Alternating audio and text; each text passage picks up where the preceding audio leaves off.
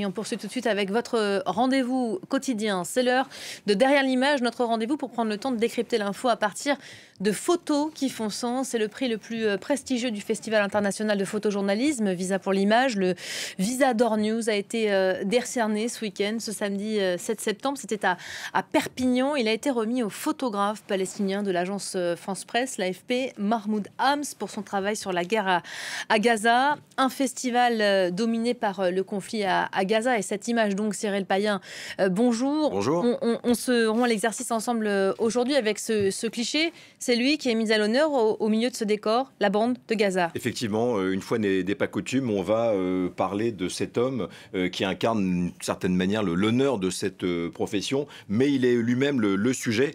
En général, évidemment, pardon, on montre des images et non pas le photographe.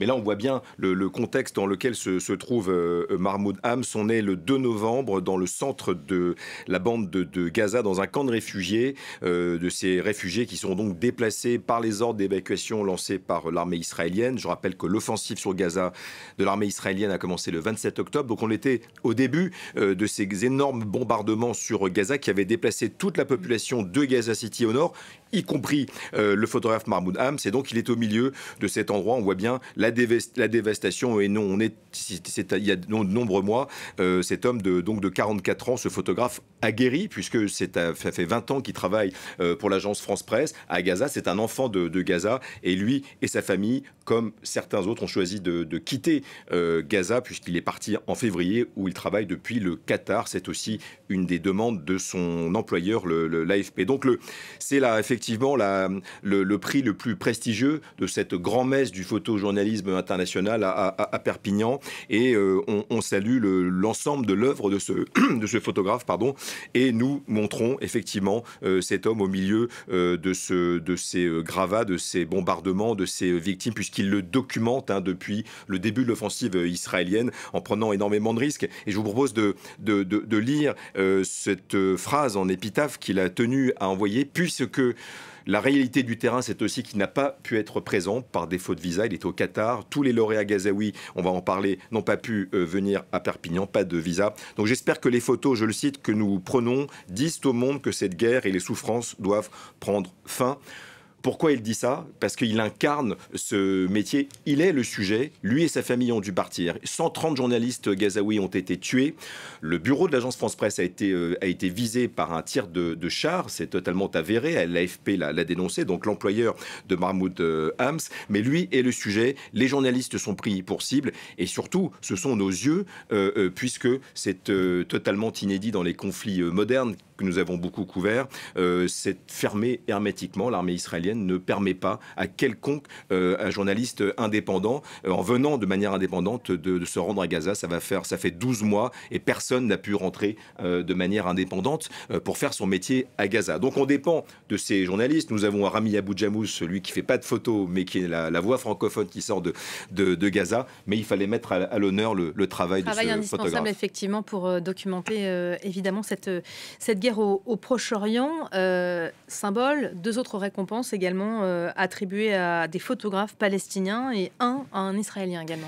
Effectivement, donc on voit bien que Gaza a complètement dominé cette grand-messe du photojournalisme, comme l'Ukraine à d'autres époques, mais avec évidemment des questions beaucoup plus clivantes, puisqu'on sait que ça dégage énormément, ça cristallise beaucoup de passion, et on peut le comprendre dans ce conflit israélo-palestinien. Est-ce qu'on est pro, est-ce qu'on est contre? C'est difficile de trouver une place médiane, donc on répète que ce sont des professionnels, des journalistes aguerris, avérés. Donc c'est Loé Ayoub et Samar Abou Elouf qui ont également, et c'est extrêmement rare qu'une nationalité récolte autant de prix, qui sont des pigistes pour le New York Times et le Washington Post, 2 journaux américains qui ont été également récompensés. Eux non plus n'ont pas pu venir. L'un est en Égypte et l'autre encore à Gaza pour défaut de visa. Et c'est aussi un rappel sur la difficulté et la réalité de la guerre. Ces gens ne se déplacent pas. Et effectivement, il y avait dans les lauréats Niv Koren, qui est un photoreporter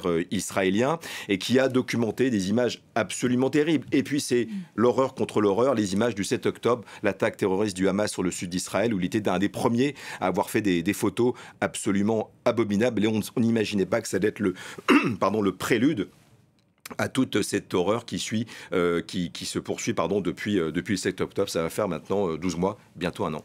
Et on voit bien que ce conflit dépasse largement les frontières du Proche-Orient, de Gaza aussi, pour susciter des polémiques au cœur même du festival cette fois. Oui, parce que une fois n'est pas coutume, les 3 lauréats gazaouis n'étaient pas présents, mais le maire de Perpignan, lui non plus, n'était pas présent. Louis Alliot, qui représente l'extrême droite française, Rassemblement national, qui dès le début, puisqu'il y a un des prix qui doit traditionnellement être remis par l'édile de Perpignan, il avait annoncé refuser catégoriquement que lui ou un membre de son administration soit présent pour remettre le prix à Loïc Ayoub, parce qu'il reprochait, Louis Alliot, il reproche à ce lauréat qui est en Égypte, eh bien, d'avoir des sympathies pour le Hamas, ce qui a été évidemment totalement contredit par l'ensemble des professionnels qui lui ont donné ce prix. Mais effectivement, c'est un peu la politique française s'est ingérée dans un festival de professionnels, de journalistes professionnels, pour les raisons qui appartiennent à Monsieur Alliot, mais qui a effectivement défrayé la chronique et qui renvoie encore à ce côté clivant de ce conflit pour ou contre, horreur contre horreur, où finalement on a beaucoup de mal à rester neutre et à arriver à départager les passions. Vous revenez vous-même du Proche-Orient, Cyril, vous y avez passé 2 semaines à Jérusalem et en Cisjordanie. Vous avez été correspondant de France 24 dans la région pendant de nombreuses années. Quelles impressions vous en tirez aujourd'hui ? Une impression assez terrifiante, puisqu'on est dans une spirale de violence je suis rentré il y a 10 jours, une spirale de violence qui ne s'arrête pas, qui s'amplifie, avec même un déplacement, on dirait, du centre de gravité de la guerre qui a été beaucoup sur Gaza à la Cisjordanie occupée, près de 700 morts quand même depuis plusieurs mois, et puis évidemment le sud Liban avec ce nouveau front qui menace entre la milice pro-chiite iranienne du Hezbollah libanais et l'armée israélienne. Mais surtout sur un plan plus personnel, ayant vécu 3 ans à Jérusalem et la vieille ville de Jérusalem, il y avait, depuis les années 2010, des tentatives de cohabitation, de coexistence, un peu fragile et précaire certes, mais une cohabitation entre les communautés, nommément arabes et juifs. Et là, on sent bien que la vieille ville, le côté arabe de la vieille ville de Jérusalem est totalement morte, il n'y a plus personne. C'est une sorte de petite mort, d'agonie. Et on voit bien que beaucoup d'habitants ont fait presque le deuil, ont tiré un trait sur la cohabitation et on ne se parle plus. Et il y a un côté assez irréversible, assez dramatique. Et surtout, quelle issue à ce drame qui touche des millions de gens de part et d'autre à Gaza, en Cisjordanie, mais aussi en Israël. Comment expliquer le fait qu'il n'y ait pas eu de trêve depuis de longs mois? Les Américains n'ont cessé de dire qu'il y aura bientôt un accord, c'est imminent, c'est ce qu'on disait la semaine dernière encore. Est-ce qu'il faut garder espoir ou pas? Il faut garder espoir de toute façon, mais on est sans doute déjà entré dans une 3e intifada qui ne dit pas son nom, avec un déferlement de violence en Cisjordanie occupée. On voit l'émergence de quelque chose qui est extrêmement nouveau et qui est porté par l'extrême droite pro-colonie israélienne. C'est ce qu'on appelle déjà un terrorisme juif. Je mets des guillemets sur ce mot, mais de plus en plus d'attaques de colons israéliens en Cisjordanie occupée avec des morts. Une activiste turque américaine a été tuée vendredi, visée par un tir de sniper israélien. Donc on est effectivement dans un antagonisme. Les deux parties sont résolument dos à dos. Je rappelle qu'il n'y a pas eu de trêve de cessez-le-feu depuis novembre 2023, avec un premier échange d'otages, de libération de prisonniers, et puis surtout cette trêve humanitaire qui était impérieuse. On n'arrive pas à négocier, puisque vous avez le chef des négociateurs, Ismaël Haniyeh, le chef du bureau politique du Hamas, qui a été visé par une frappe à Téhéran le 31 juillet. Donc il n'y a plus de négociateurs. Il y a maintenant le nouveau chef du Hamas, Yahya Sinwar, qui est lui-même l'instigateur des attaques du 7 octobre. Donc on voit bien que c'est compliqué de négocier. Et puis du côté israélien, le Premier ministre Benjamin Netanyahou volontiers va en guerre avec sa coalition gouvernementale d'extrême droite, où beaucoup de ses gardes rapprochés n'ont même pas envie de faire ramener les otages. Donc c'est extrêmement compliqué.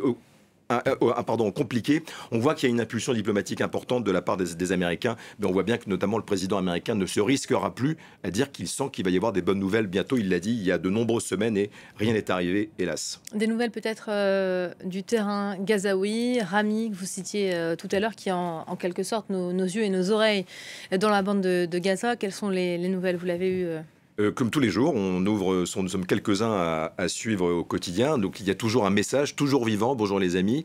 Donc il est toujours vivant avec ses enfants. Il refuse, lui en tout cas, de partir. C'est un journaliste professionnel. Il y aurait pu y avoir une exfiltration vers l'Égypte. Ça lui a été proposé deux fois. Il a refusé. Il a dit moi, cette voix francophone de Gaza, je dois rester. Sa femme est enceinte. Je le cite aussi, c'est pour replanter des nouvelles fleurs à Gaza. C'est sa manière d'exprimer à travers cette terreur et cette horreur humanitaire que vivent ces Gazaouis chaque jour, de dire qu'on garde, et je réponds donc à votre question, on garde un peu espoir. Donc lui va bien, il est toujours vivant, mais tout cela évidemment est extrêmement fragile et précaire. Merci beaucoup Cyril. C'était Derrière l'image, votre rendez-vous qui se poursuivra demain. Merci à vous.